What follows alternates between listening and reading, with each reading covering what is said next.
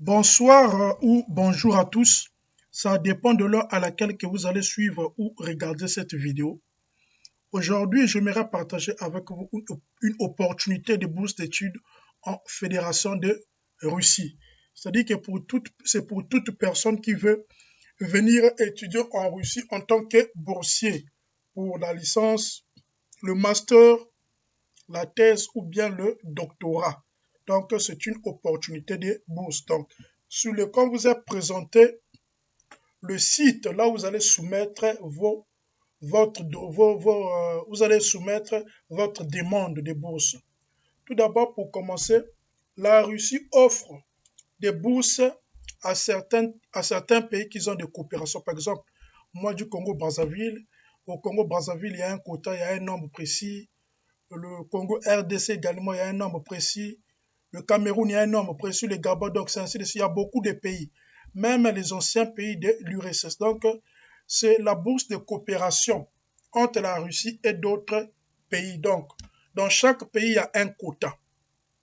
Donc, si vous voulez venir étudier en Russie, voilà l'opportunité pour vous pour l'année académique 2025-2026. Là, les inscriptions ont déjà commencé. C'était ouvert depuis le 7 octobre. Donc, ça va prendre fin, je crois, le 15 et le 15 janvier, oui, le 15 janvier 2025. Donc là, vous avez encore le temps pour mettre vous avez encore le temps de soumettre votre dossier. Donc, c'est un peu ça. C'est comme ça que se présente le site. Je vais également mettre le lien en bas pour toute personne qui veut, par exemple, soumettre ou bien appliquer. Donc, c'est comme ça que se présente le site. Vous venez sur le site. Pour moi, c'est en russe parce que j'ai mis ça en russe. Si vous voulez, par exemple, changer de langue, mettre ça, par exemple, en français, vous venez ici, vous cliquez ici. Vous choisissez français. Je choisis, par exemple, le français. Ça tourne encore. Donc, quand vous choisissez par exemple le français, ça va vous amener, ça va ouvrir la page en question en français. Voyez-vous comment est-ce que ça se présente? Maintenant, vous voyez par exemple ici, si vous avez déjà un compte, vous vous connectez. Mais si vous n'avez pas encore de compte, vous cliquez ici sur enregistrer. Quand vous cliquez sur enregistrer, ça va vous amener sur une page. Donc, voilà, ça va vous amener ici. Quand vous cliquez sur enregistrer, ça va vous amener ici. Maintenant, ici, vous introduisez maintenant les informations qu'on vous demande. Par exemple, le nom de famille, vous allez mettre par exemple ici le nom de famille en lettres latines. Le prénom également en lettres latines. Le pays d'application. Le pays d'application ici, là, c'est votre pays propre. Par exemple, moi, je suis congolais du Congo-Brazzaville. J'ai vu en Russie. Maintenant, ici, pour moi, je ne vais pas choisir Russie, je vais choisir mon pays d'origine. C'est-à-dire que le Congo-Brazzaville. Donc, pour moi, par exemple, ici, je vais mettre le Congo-Brazzaville. Maintenant, je vais mettre mon adresse mail. Je vais également mettre mon mot de passe. Quand je mets le mot de passe, je descends également, je confirme le mot de passe. Et puis, dans la case qui est en bas ici, là, je vais saisir le code qui est sur l'image. Par exemple, 11 11 99 43. Maintenant, après avoir fait ça, je viens ici. Je clique ici, je suis d'accord pour le traitement de mes données personnelles. Si vous voulez également, vous êtes d'accord également avec les cookies, vous cliquez, vous cochez la case et puis vous vous inscrivez. Donc, c'est un peu ça. Je répète encore, vous mettez votre nom de famille en latin, votre prénom en latin, vous choisissez votre pays. La liste des pays est là. Donc, vous choisissez dans la liste de votre pays, le nom de votre pays, vous cliquez. Vous mettez votre adresse mail, vous mettez votre mot de passe. Vous répétez votre mot de passe ici là pour confirmer ça.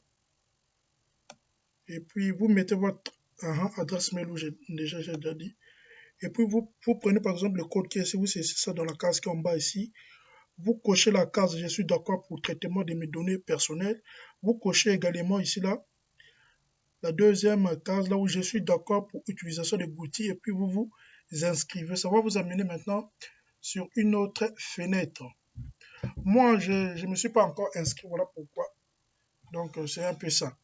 Donc, je voulais également préciser, par exemple, dans notre cas, pour le Congo-Brazzaville, ça dépend du pays.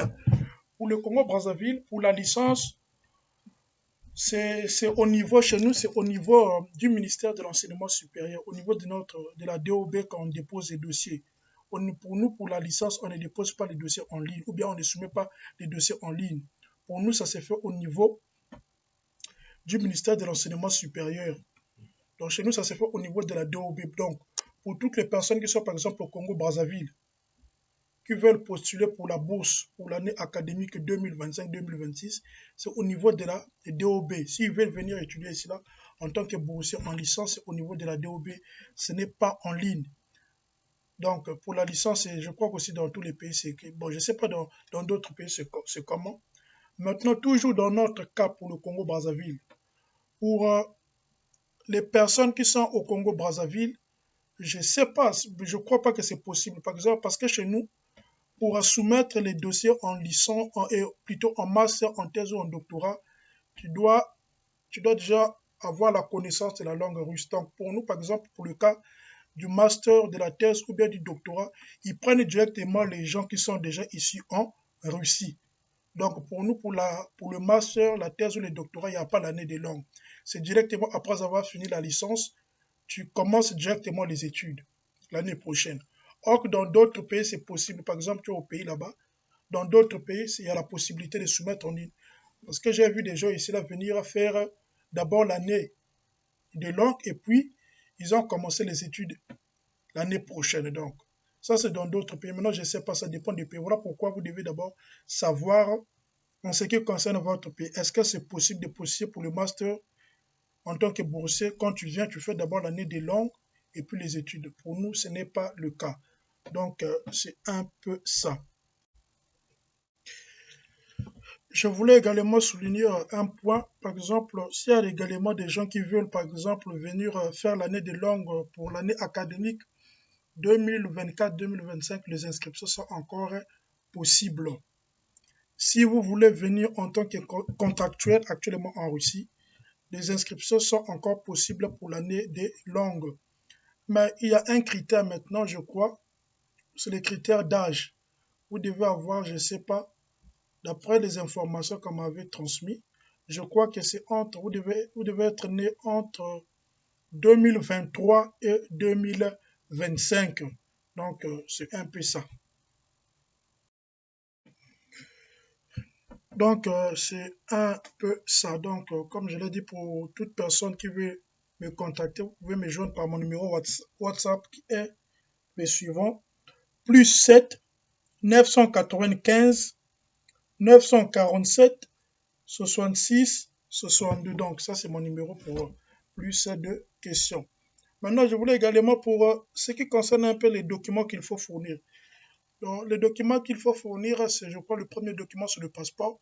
Vous devez avoir votre passeport qui est valide, je crois. Vous scannez votre passeport. Il y a également, je crois, la traduction, parce que moi, j'avais également mis la traduction du passeport. Vous mettez également la traduction du passeport.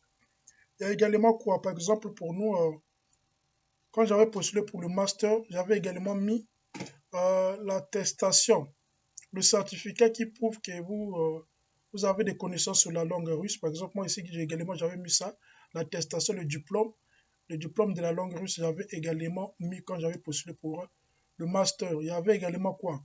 Vu que quand j'avais postulé pour le master, j'étais encore l'autre là, j'étais encore étudiant, donc j'avais demandé également l'autre là, le certificat d'études, c'est-à-dire que c'était un document qui prouvait que j'étais en l'autre là, j'étais en licence. Il y avait également quoi? Donc votre attestation quoi, d'études qui prouve que vous êtes étudiant. Par exemple, en dernière année qui prouve, c'est un document comme ça que vous allez également fournir. Il y avait également quoi? Il y avait également, je crois, le relevé des notes, je crois que j'avais fourni. Donc, tous les documents, tous les documents, tous les documents, même les documents de la licence, je crois, si vous possédez tous les documents de la licence. Si vous avez également des certificats pour le sport, des trucs comme ça, donc des olympiades, par exemple, vous participez par exemple à des concours, par exemple des olympiades, des mathématiques, physique, tout ça, vous mettez tout ça si vous avez des certificats comme ça là. Il y a également un document, par exemple, pour ceux qui veulent postuler par exemple pour le master, la thèse ou le doctorat qui est vraiment plus important, qui augmente un peu la chance d'être accepté, c'est quoi ce l'autre-là? La lettre de recommandation. Moi également, quand j'avais postulé pour le master, j'avais demandé une lettre de recommandation. Par exemple, si vous voulez par exemple faire la physique, si vous connaissez déjà par exemple votre université, et puis vous partez par exemple au département de la physique, vous demandez par exemple que j'ai besoin par exemple d'une lettre de recommandation. Par exemple, si vous disiez que je vais par exemple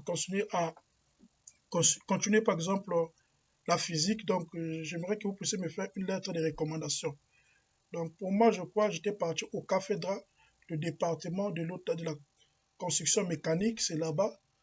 On m'avait envoyé, je crois, chez les décans. J'avais une dame là, et puis on m'avait orienté chez les décans, et puis ils m'ont fait une lettre de recommandation. Donc, c'est un peu ça. Si vous avez la lettre de recommandation, ça signifie que l'université est d'accord de vous accepter. Ça augmente vraiment les chances, vraiment.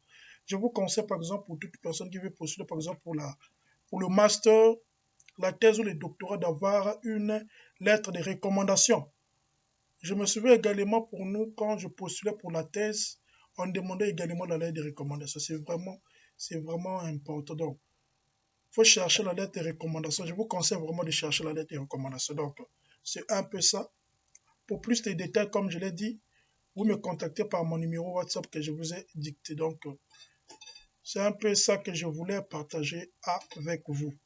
Pour le reste, que le Seigneur vous protège, vous et votre famille. À nous revoir à la prochaine. Merci beaucoup.